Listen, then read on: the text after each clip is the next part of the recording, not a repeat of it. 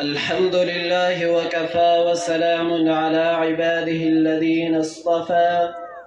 أما بعد فأعوذ بالله من الشيطان الرجيم. بسم الله الرحمن الرحيم. فلولا نفر من كل فرقة منهم طائفة ليتفقهوا في الدين. صدق الله العظيم.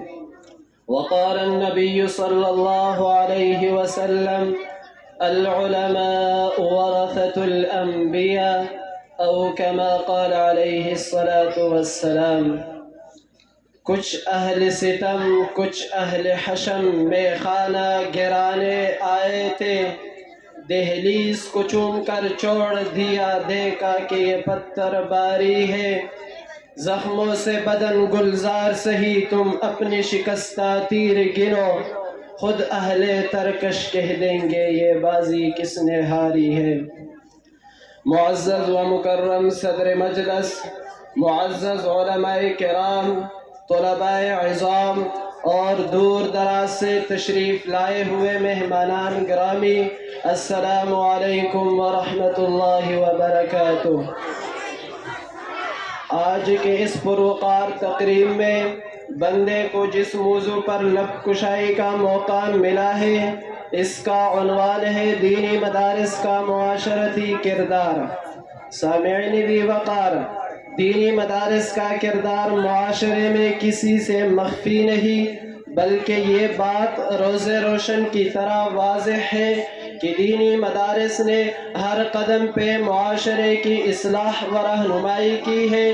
دینی مدارس اپنی قیام سے لے کر آج تک ایک ہی مقصد کے لیے سرگرم عمل ہے کہ انسانی معاشرے کا تعلق وحی الہی اور آسمانی تعلیمات کے ساتھ جڑا رہے، اور اس میں بسنے والے تمام لوگ اپنی زندگی آسمانی تعلیمات کی روشنی اور وحی الہی کی ہدایت کے مطابق بسر کرے۔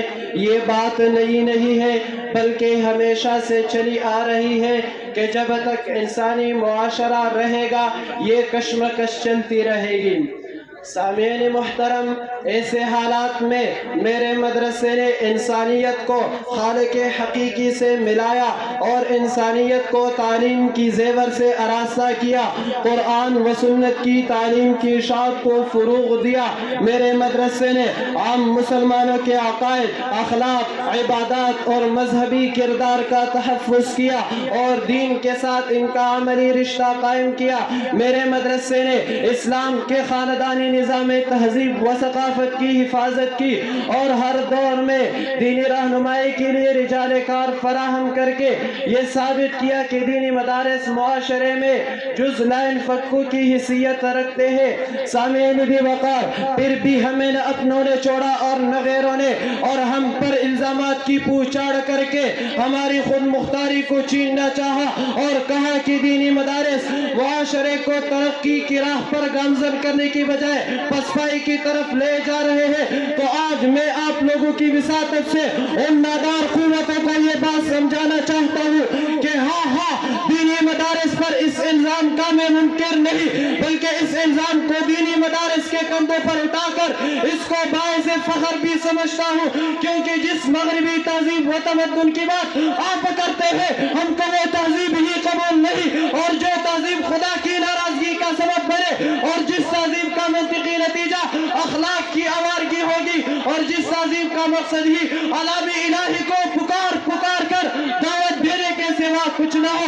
تو دینی مدارس اس تہذیب کے تسلط کے خلاف جنگ لڑ کر روا انسانی کو عہد نبوی صلی اللہ علیہ وسلم کی طرف لے جانا اپنا فریضہ سمجھتے ہیں۔ اور یاد رکھو، اگر نوا انسانی کو عہد نبوی صلی اللہ علیہ وسلم کی طرف لے جانا اور عذاب الہی سے نجات دلانا پسپائی اور بناوٹ ہے، تو ہم ایسے پسپائی اور بناوٹ کو دنیا اور آخرت کی کامیابی کا ذریعہ ہی سمجھتے ہیں۔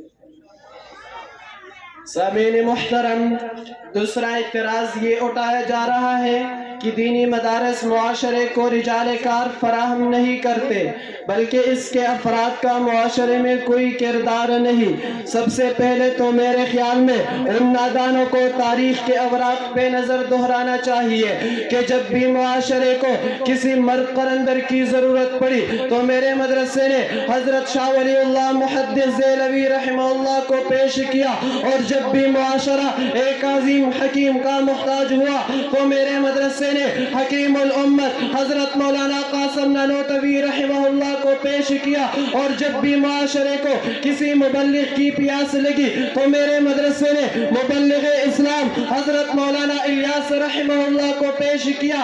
سامعین محترم، توجہ فرمائیے کہ یہ دینی مدارس والے کون ہیں اور کیا کچھ کرتے ہیں کہ زہد و تقوی کے عالم بردار مولانا حسین احمد مدنی رحمہ اللہ انہی مدارس کے فاضل ہیں۔ تقریباً 1200 کتابوں کے مصنف حکیم الامت حضرت مولانا اشرف علی تانوی رحمہ اللہ انہی مدارس سے پڑھا ہوا عالم ہے۔ ڈنکے کی چوٹ میں تختہ قادیانیت کو للکارنے والا مولانا سید عطا اللہ شاہ بخاری رحمہ اللہ انہی مدارس کی نشانی ہے۔ عدالت میں کھڑے ہو کر قادیانیت کے کفر کو ثابت کرنے والا چلتا پھرتا مکتبہ مولانا انور شاہ کشمیری رحمہ اللہ انہی مدارس سے پڑھا ہوا عالم ہے۔ قوم اسمبلی میں قادیانیہ کو اقلیت قرار دلوانے والا مفکر اسلام مفتی محمود رحمہ اللہ انہی مدارس کی نشانی ہے۔ جب 14 اگست 1947 عیسوی کو پاکستان آزاد ہوا تو سب سے پہلے پاکستان کا جھنڈا لہرانے والا علامہ شبیر احمد عثمانی رحمہ اللہ انہی مدارس کی نشانی ہے۔ حق کا بول بالا کرنے والا 82 سال کا بوڑھا شیخ الحدیث حضرت مولانا سمیع الحق شہادت کا رتبہ پانے والا انہی مدارس دنیا کا سرخیل ہے، اور موجودہ دور میں حق کے لیے لڑنے والا عالم قائد ملت اسلامیہ حضرت مولانا فضل الرحمن دامت برکاتہم العالیہ انہی مدارس دنیا کے تربیت یافتہ ہے۔ میں اپنی تقریر کو ان اشعار پہ ختم کرنا چاہتا ہوں۔ بات پھولوں کی ہوتی تو سہ لیتے ہم، اب تو کانٹوں پہ بھی حق ہمارا نہیں۔ جب بھی اہل چمن کو ضرورت پڑی خون ہم نے دیا، گردنیں بھی کٹی پھر بھی کہتے ہیں ہم سے یہ اہل چمن، یہ چمن ہے ہمارا تمہارا نہیں۔ وآخر دعوانا ان الحمد للہ رب العالمین۔